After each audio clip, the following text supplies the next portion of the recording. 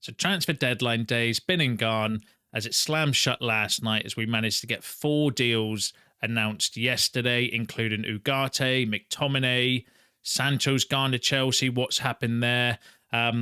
News on the transfer strategy that United abided by this window. Eric Ten Hag refused to sell 2 players on deadline day. What's all that about? Let's run through all the latest news and transfer news that will keep you right up to date with everything. Welcome to Man United Review. My name's Jamie. Before we get into it, please smash a like on the video and let's jump straight on into it. So, how does everyone feel about yesterday? And overall, regarding the transfer window, at the end of this video, I'm going to run through a bit of a summary around who's been signed, who we've sold, share my thoughts on that as well. But I actually think we've had a really good transfer window. Let's go through some of the deals that kind of got confirmed and announced yesterday. So let's start with Manuel Ugarte. Had been officially announced by the club, is on the website, all the official stuff. If you're a subscriber, you would have seen this on the community tab as well. So Manuel Ugarte himself said it's an incredible feeling to join a club of this magnitude that is admired around the world. The project that the directors have told me about this is extremely exciting. Manchester United is an ambitious club and I am an ambitious player. He also said the passion of the fans is something very important to me, and I know how incredible the United fans are. I can't wait to experience Old Trafford. He's not the first player that's come out and said about the project that being sold as well. I think Lenny Yoro said the same, Joshua Zirkzee. So there is something to be said around the recruitment team, Dan Ashworth, Jason Wilcox, those sort of people selling the idea of Manchester United, what we want to be, what the vision is going forward, which I think's a standout thing from this transfer window. Eric Ten Hag on Ugarte said that he has the grit. He fits very well with Manchester United and this team that needs control, aggression. He is very brave, and I'm sure he will contribute to our success. Dan Ashworth had the following to say: signing Manuel was another of our primary targets for this summer. He is among the best ball-winning midfield players in the world and has an excellent record at both club and international level. His qualities, experience, and passion will be a great complement to our strong group of midfielders. Manuel is a player we've watched closely, and we are excited to see the positive impact he will make on the pitch and in the dressing room as we continue to strive for success. So, massively excited about Manuel Ugarte. I literally spent a couple of hours last night watching Sky Sports on, watching the deadline day, which was a bit of a damp squid, wasn't it? Really, there wasn't that much excitement apart from Chelsea late drama with the Osman deal. Was the kind of the soap opera, I suppose, of the night for me. But while I had that on in the background, I spent a few hours watching Manuel Ugarte highlights and kind of getting myself excited what he can bring to the team and stuff as well. So I'm massively excited about it. But let me know what you think about Ugarte in the comments. Obviously, we had another announcement last night as well, Scott McTominay. So 1 in, 1 out. Scott McTominay got announced to Napoli. When asked about it, though, I thought this was interesting. So the Athletic said that Eric Ten Hag was cooler on Manuel Ugarte's signing, partly because his arrival was always likely to necessitate the sale of Scott McTominay. Eric Ten Hag was shown video clips of Ugarte's performances and came to appreciate his ball-winning ability and qualities out of possession. So that came from the Athletic, who they're essentially saying that apparently Eric Ten Hag was not overly keen on not necessarily signing Ugarte. I think that can be taken out of context, but not necessarily keen on selling Scott McTominay. For obvious reasons, he's got the right attitude and work ethic and everything like that. You cannot question that around Scott McTominay. Whether he's got the right, ability or he's the right fit for the team in the style of play we want to have going forward is debatable. But you can't question his quality in terms of his attitude and he's been at the club since he was a kid. So there is some value in that as well. But apparently, according to the Athletic, Eric Ten Hag wasn't overly keen on getting Ugarte because it would have meant selling Scott McTominay. So it was a bit of a bittersweet kind of decision for him. And ultimately one that I think, reading between the lines, that the club pushed through.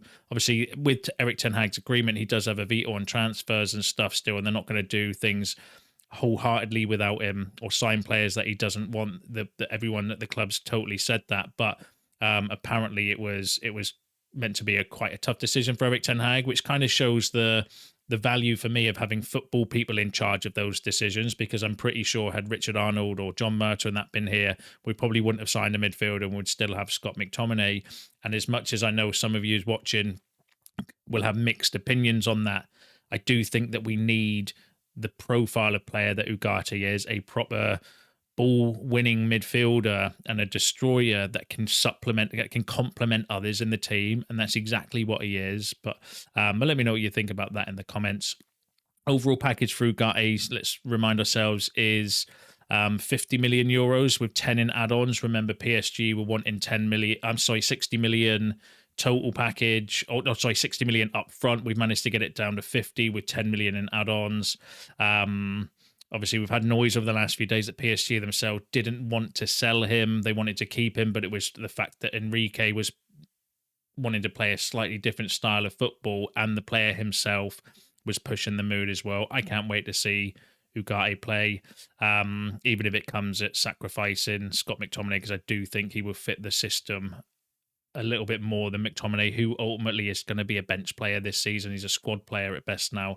And I wish Scott all the best at his time at Napoli as well. Hopefully he goes there and bosses it and, has a really successful end to his career. But let me know what you think about those two deals in the comments.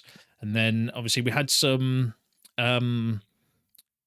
noise around Sancho. That was always going to be one of the last deals that we did in yesterday evening's video that I did. It was kind of had a feeling that there wasn't going to be too much movement in terms of incoming. It was more around the Sancho situation. So you've probably already heard or seen by now that he's had the here we go to join Chelsea. Interesting thing though is around the deal. So we'll go through that. So Jadon Sancho's obligation to buy will be triggered if Chelsea finish in the top 14 of the Premier League this season.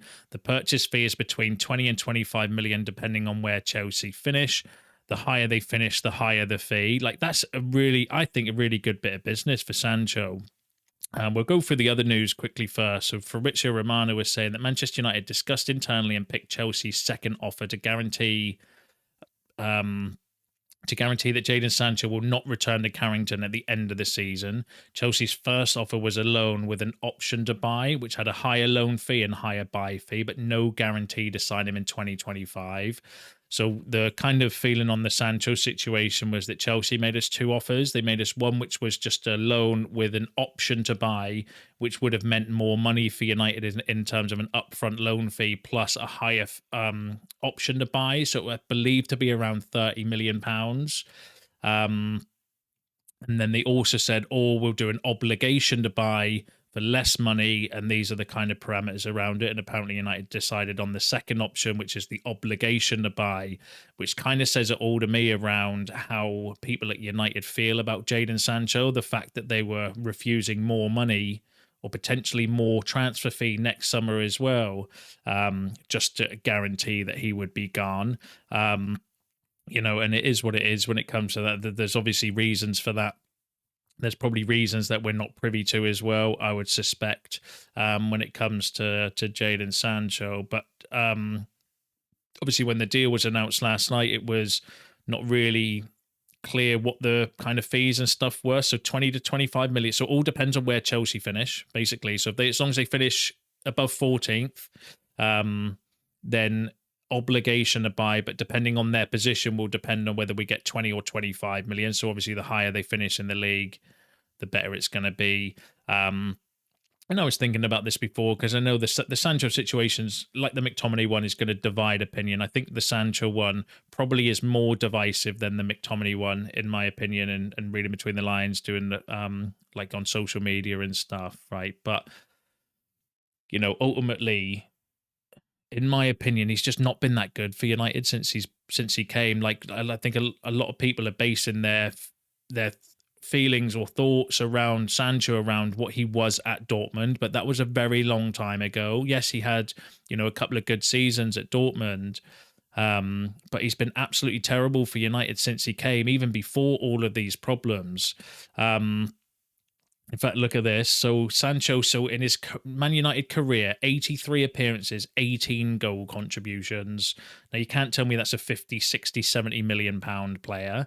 His best season for us was in the 22-23 season. He made 38 appearances with 10 goal contributions. To put that into context, Anthony Elanga last season for Nottingham Forest, who was a player that we let go, had 39 appearances, had 14 goal contributions. So in terms of statistics, Anthony Elanga has had a better Premier League season than Sancho has since he signed for us. And I don't see, like, I think getting 25 or up to 25 million pound for a player with 2 years left on his contract, plus all the baggage that's gone on, that's not even mentioning the fact that he's missed, he missed 3 months of the season before when he had to go to Holland for personal reasons. And then obviously threw his toys out his pram with comments that I didn't even think were that bad by Erik ten Hag. It's not like he came out and totally slated him. He was just asked why he wasn't there, and he effectively just said, well, other players in the team trained better than Sancho this week, and that was it.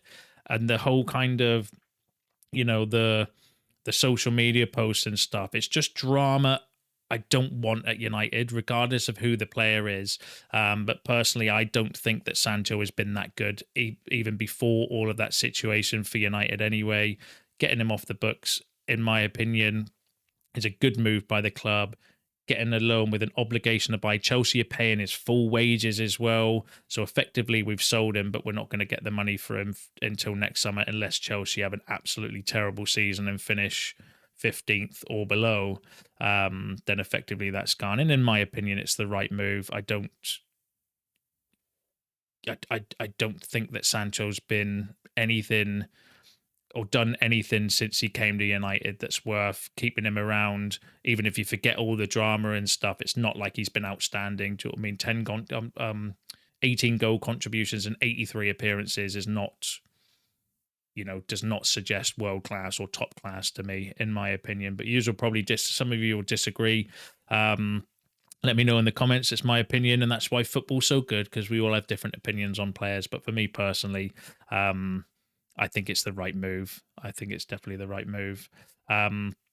Right, now let's move on. So we also had a bit of an update around the transfer strategy, which I found interesting. So Samuel Lucas said that Manchester United have deliberately avoided doing deals for senior players this summer that are temporary transfers, in a total change in transfer policy, because that's the sort of players we would have been getting before under the previous regime. The Zlatans, the Cavani's, Falcao's, these sort of players, Casemiro a couple of seasons ago, Varane coming towards the end of his career. Do you know what I mean? Like, all of these sort of players are the ones that the previous regime would have gone for.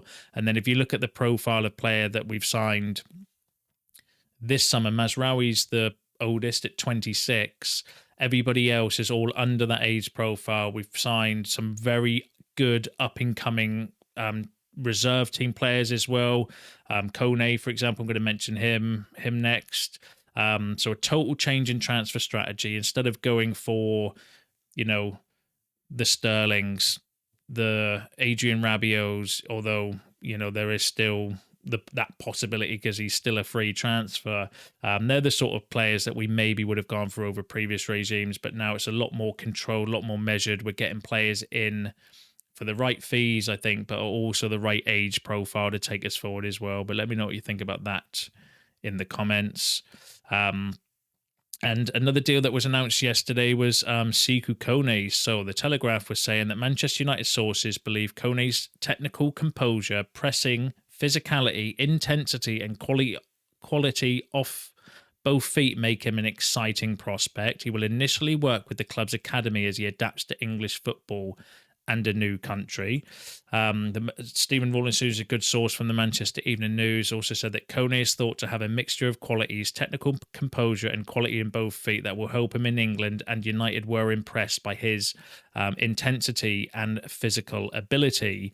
And then the Manchester Evening News also said that when United signed Alejandro Garnacho as a teenager in 2020, he undertook intensive English lessons and was given access to documentaries on the club and Manchester. The same treatment will be given to Kone and more, because Garnacho signed during the pandemic, which limited the care the club could give him, which is really interesting because They do really rate Kone.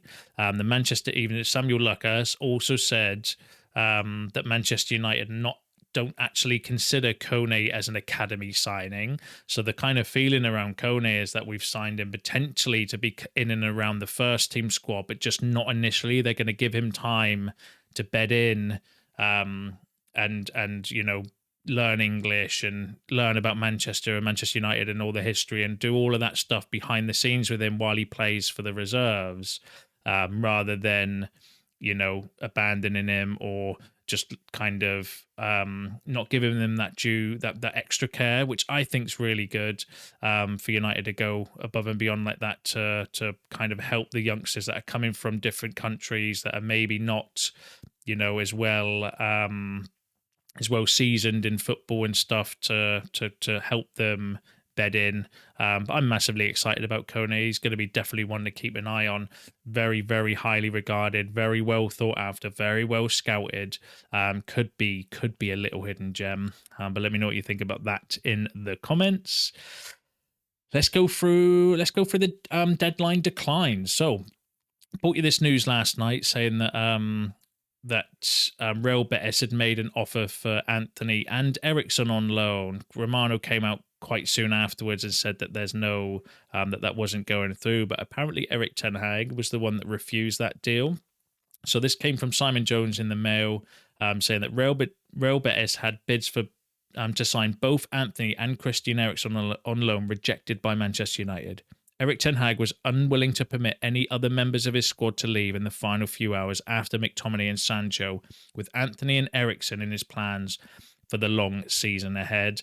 And I kind of think that was the right thing. Like, if that was at the start of the window and we had time to maybe generate replacements, then I think that's a different conversation to be had. But to sell two players like that, even though they are only going to be hopefully squad players, it's still massively naive to do on deadline day when you've got to then find replacements, especially if you're selling Sancho. You think we've let Pellistri, Greenwood and Sancho go this summer, or only four wingers are now effectively Anthony, Ahmad, Rashford and Garnacho. So selling or really getting Anthony out on loan last minute would have meant an absolute scramble to try and get a replacement, and I don't think that was the right thing to do.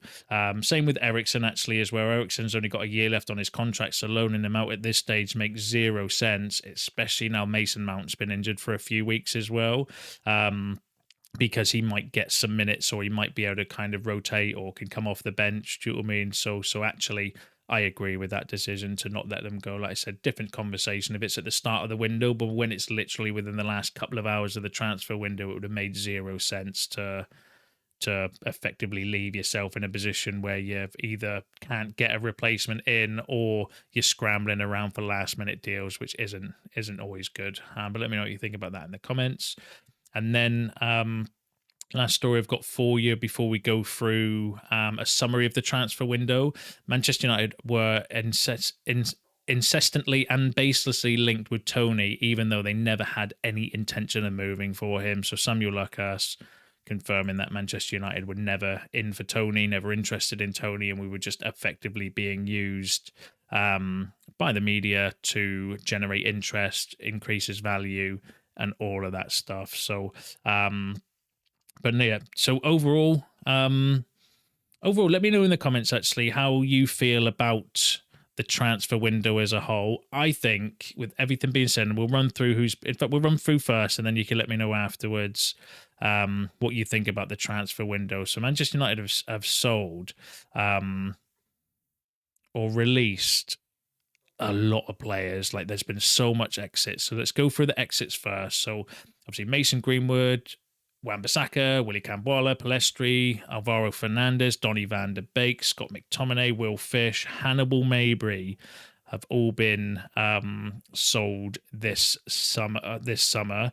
And then we've also released Varane, Martial, Brandon Williams, Shola Tire, Omari Forson's goal.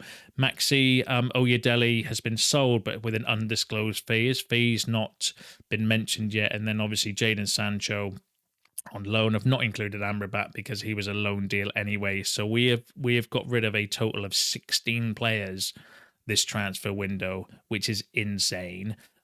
With a combined total of around 84.5 million. It's difficult to get the exact figure because a lot of them in euros, and doing the conversion, you end up with like a few odd thousand. So I've rounded it up to the within a margin of error. So 84.5 million is what we've received through player sales in terms of incomings. We've signed 8 players: so Lenny Yoro, Matthias de Ligt, Joshua Zirkzee, Mazraoui, Chido Obi Martin, and Samuel Lascelles. Obviously, they're reserve teams players, and their fees have not yet been finalised yet, so they're to be confirmed. Sekou Kone for £1 million, Manuel Ugarte £42 million, so a total of 171.5 million. That's not including add-ons, because you'll see that all in the media. United have spent, £500 million, including bonuses and add-ons and the price of meals and agent fees and all of this nonsense that you'll see in the media, but they're the actual guaranteed fees. Yes, add-ons are not included on here, but add-ons, they're not all guaranteed. So 171.5. So the totals are so 8 signed, 8 players in, 16 gone, a total net spend of around £87 million, which I don't think is too bad. Just in wages, with Varane, Martial and Sancho, it's £44.2 million we have also saved as well. That's without, Donny van de Beek, Scott McTominay, Brandon Williams was on a high wage, Mason Greenwood was on a decent, Aaron Wan-Bissaka, do you know what I mean? So it would have been well in excess of 50-60 million pounds just in wages alone. But just for that's madness, is it? Varane, Martial and Sancho for 44.2 million pounds we have just saved in wages as well, which is massive. And a total net spend of around 87 million pounds I don't think is too bad. The 8 players we've got, I think, are all, I can't really, like Lenny Yoro, one of the best up and coming defenders in the world. Matthias de Ligt, got the potential. He's in his prime. He should be up there with one of the best defenders in the world. Hopefully, if he can gain his form. Joshua Zirkzee, the best striker, or got voted Young Player of the Year in Italy last season. Mazraoui's already kind of proven that actually that could be one of the bargains of the summer. Chido Obi Martin and Lascelles are very highly thought after youngsters. Kone, we've just mentioned today, he's very highly regarded as well. And Manuel Ugarte, United see as one of the best young midfielders in the world. So I think overall, if you kind of summarize it, I think a really good window. When you think of the key, like the priority signing or the priority positions for United this summer was, we needed a striker because Martial was going. We needed to fix the defence because of the injury nightmare that we had last season. And we needed a little bit of depth in midfield. That would have been my, yes, I would want a left back. Yes, I would want maybe another winger to come in. You can't do it all in one transfer window. No, not when you've got to go through all of those deals. Like, that's a total 16 players we've let go as well, which all need to be negotiated for, and well, not the ones that have left on a free, but all the other ones all still need to be the fees need to be negotiated, the contracts done and stuff. So I think a good solid 8 out of 10 for me personally this window. It would have been, the only thing I can kind of, or the only negative for me is the fact we didn't get some of these deals done earlier, but it is what it is. You can't fault United for that. Sometimes you are at the mercy of other clubs. Plus, we have been in a position where we needed to sell players in order to buy players, which doesn't help. So, solid start, I think, from Ineos. I've been very impressed with everything that they've done in this transfer window. Hopefully, in the next few weeks, once the international's over and we can get Ugarte up to speed, because he's going to take a bit of time to come in. Hopefully by then, De Ligt maybe would be a bit more match fit. Zirkzee, Højlund coming back. Talk of Luke Shaw coming back after the international break. So hopefully we can start seeing the rebuild in action on the pitch. But that's you all up to date with the latest news and transfer news. Share your thoughts in the comments below. I enjoy reading them. Smash a like on the video on your way out. Subscribe to the channel if you're new. See you in the next one.